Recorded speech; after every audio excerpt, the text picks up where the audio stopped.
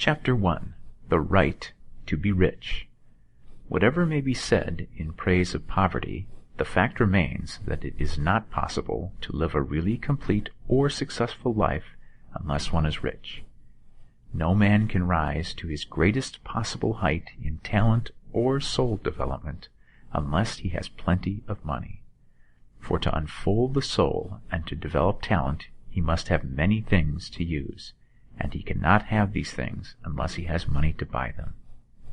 A man develops in mind, soul, and body by making use of things, and society is so organized that man must have money in order to become the possessor of things. Therefore, the basis of all advancement for man must be the science of getting rich.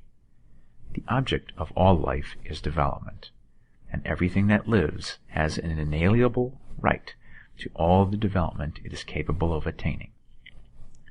Man's right to life means his right to have the free and unrestricted use of all the things which may be necessary to his fullest mental, spiritual, and physical unfoldment, or, in other words, his right to be rich.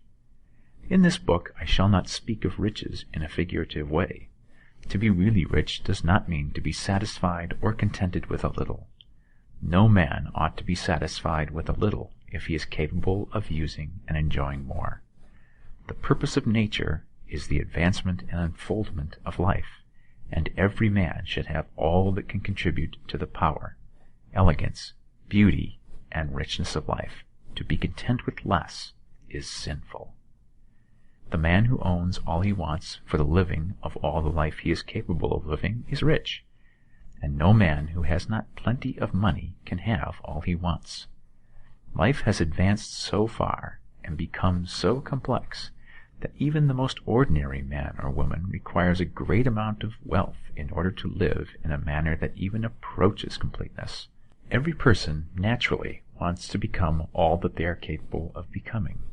This desire to realize innate possibilities is inherent in human nature. We cannot help wanting to be all that we can be. Success in life is becoming what you want to be. You can become what you want to be only by making use of things, and you can only have the free use of things only as you become rich enough to buy them. To understand the science of getting rich is therefore the most essential of all knowledge. There is nothing wrong in wanting to get rich. The desire for riches is really the desire for a richer, fuller, and more abundant life, and that desire is praiseworthy. The man who does not desire to live more abundantly is abnormal, and so the man who does not desire to have money enough to buy all he wants is abnormal. There are three motives for which we live. We live for the body, we live for the mind, and we live for the soul. No one of these is better or holier than the other.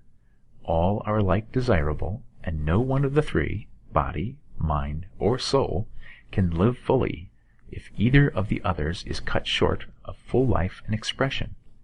It is not right or noble to live only for the soul and deny mind or body, and it is wrong to live for the intellect and deny body or soul.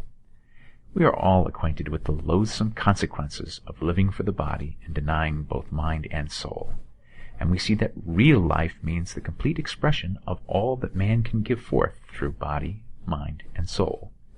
Whatever he can say, no man can be really happy or satisfied unless his body is living fully in every function, and unless the same is true of his mind and his soul. Wherever there is unexpressed possibility, or function not performed, there is unsatisfied desire. Desire is possibility seeking expression, or function seeking performance. Men cannot live fully in body without good food, comfortable clothing, and warm shelter, and without freedom from excessive toil. Rest and recreation are also necessary to his physical life. He cannot live fully in mind without books and time to study them, without opportunity for travel and observation, or without intellectual companionship.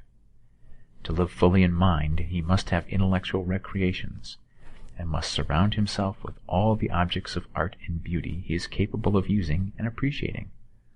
To live fully in soul, man must have love, and love is denied expression by poverty.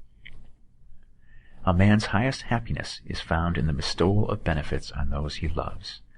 Love finds its most natural and spontaneous expression in giving. The man who has nothing to give cannot fill his place as husband or father, as a citizen or as a man. It is in the use of material things that a man finds full life for his body, develops his mind, and unfolds his soul.